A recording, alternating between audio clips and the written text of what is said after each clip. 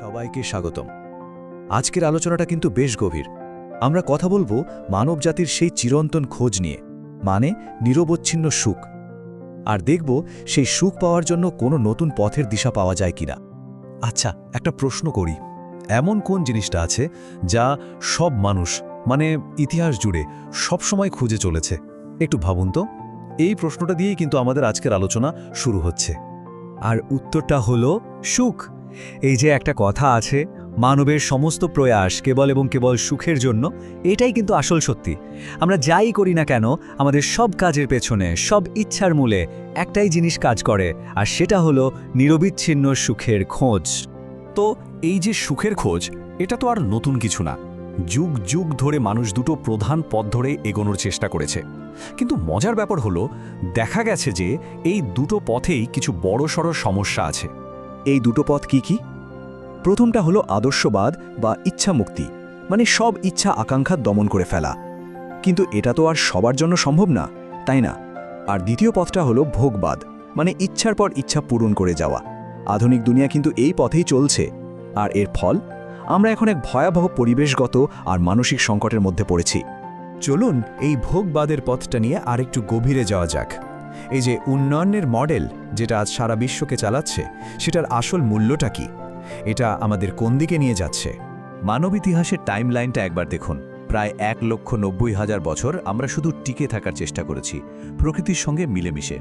আর মাত্র গত 150 বছরে, মানে শিল্প বিপ্লবের পর থেকে, আমরা প্রকৃতিকে এমনভাবে ভোগ করতে শুরু করেছি যা আগে কখনো হয়নি।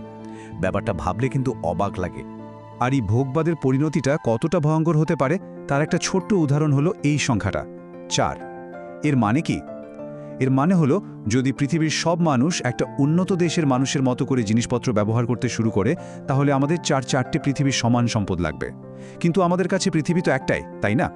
অবস্থাটা যে কতটা গুরুতর সেটা বিজ্ঞানীদের এই সতর্ক বার্তা শুনলেই বোঝা যায়। তারা বলছেন, আমরা যদি এভাবেই চলতে থাকি, তাহলে আগামী 30 থেকে 40 বছরের মধ্যে এই পৃথিবী আর মানুষের বসবাসের যোগ্য থাকবে না। ভাবা যায়? সবচেয়ে বড় পরিহাসটা কি জানেন? এত কিছু পাওয়ার পরেও, এত ভোগ করার পরেও আসল যে লক্ষ্যটা ছিল, মানে সুখ, সেটাই কিন্তু পাওয়া যাচ্ছে না। এমনকি যারা অনেক ধনী, অনেক সফল, তাদের মধ্যেও স্ট্রেস, অ্যাংজাইটি আর এক ধরনের খালি খালি ভাব দেখা যায়। তার মানে এই পথটা তো আসলে ভুল। তাহলে দুটো পথই যদি ভুল হয়, তবে উপায় কি? এখানেই আসছে একটা তৃতীয় পথের প্রস্তাব। এই পথটা ইচ্ছা দমন করা নিয়েও না, আবার ইচ্ছা পূরণ করা নিয়েও না। এই পথটা হলো উপলব্ধির পথ। এই পথের লক্ষ্য হলো ইচ্ছা তৃপ্তি। দেখুন, ইচ্ছা পূরণ আর ইচ্ছা তৃপ্তি এক জিনিস না।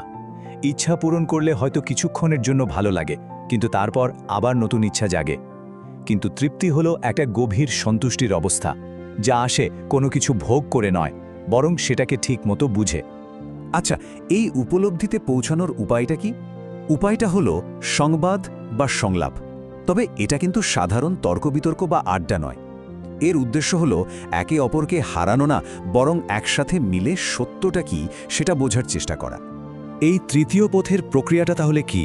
প্রথমত, এটা মেনে নেওয়া যে সবকিছুরই একটা প্রাকৃতিক নিয়ম বা ব্যবস্থা আছে, এমনকি মানুষের সুখেরও। দ্বিতীয়ত, সংলাপের মাধ্যমে সেই ব্যবস্থাটাকে বোঝা।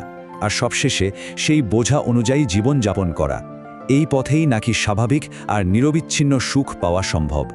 এর মানে কিন্তু এই না যে আমাদের পড়াশোনা বা জ্ঞান অর্জন বন্ধ করে দিতে হবে। একদমই না। সমস্যাটা শিক্ষায় নয়, শিক্ষার বিষয়বস্তুতে। আমাদের এমন শিক্ষা দরকার যা শেখাবে কিভাবে আমরা একে অপরের সাথে আর প্রকৃতির সাথে মিলেমিশে একটা সামঞ্জস্য রেখে বাঁচতে পারি। তাহলে চলুন শেষ করার আগে এই প্রশ্নটা নিয়ে একটু ভাবি। কি হবে যদি সুখ কোনো কিছু তৈরি করার ব্যাপার না হয়?